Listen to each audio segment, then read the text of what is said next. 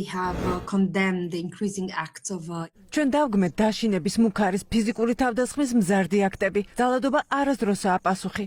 ძალადობა არ არის პასუხი დემონსტრანტების მოთხოვნაზე საქართველოს დემოკრატიული და ევროპული მომავლის შესახებ. ასე რომ ძალადობა შეუმჩნეველი ვერ დარჩება.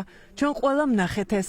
დავგმეთ ქმედებები დემონსტრანტების, მედიის წარმომადგენლების, ოპოზიციის ლიდერთა წინააღმდეგ და მოუწოდებთ დაუყოვნებლივ გაათავისუფლონ ყველა დაკავებული პირი. არსებული სიტუაცია კიდევ ერთხელ უსვამს ხაზს, რომ საჭიროა ხელისუფლება მოახდინოს დაძაბულობის დეესკალაცია, გაათავისუფლოს დემონსტრანტები და ბრალდებები მოუხსნას მათ. მოქალაქეების ფართოდ გავრცელებული დაშინება, პოლიტიკური ნიშნით სამართლებრივი დევნა, ასევე ცნობები წამებისა და არასათანადო მოპყრობის შესახებ, რასაც დაემატა ცნობები ქართული ოცნების მაღალჩინოსანთა მონაწილეობაზე სასტიკ თავდასხმაში საქართველოს ყოფილი პრემიერ-მინისტრისა და ოპოზიციის ლიდერის წინააღმდეგ.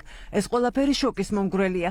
ძალადობის და დაუსჯელობის ადგილი არც ერთ დემოკრატიულ ქვეყანაშია, რომ აღარაფერი ვთქვათ საქართველოზე, როგორც ევროკავშირის წევრობის კანდიდატ ქვეყანაზე. We have seen the continuous democratic backsliding. ვხედავთ, რომ გრძელდება დემოკრატიული უკუსლა, ყველა იმ დარღვევის ჩათვლით საპარლამენტო არჩევნების კონტექსტში. მანამდე ევროკავშირმა გამოხატა სერიოზული შეშფოთება ზოგიერთ ნაბიჯთან და ზოგიერთ კანონთან დაკავშირებით. ახლა ევროკავშირის დონეზე ვაგრძელებთ დისკუსიებს, კიდევ რა ზომები შეიძლება წარმოვადგინოთ, თუ საქართველოს ხელისუფლება ქმედებების კურსს არ შეცვლის.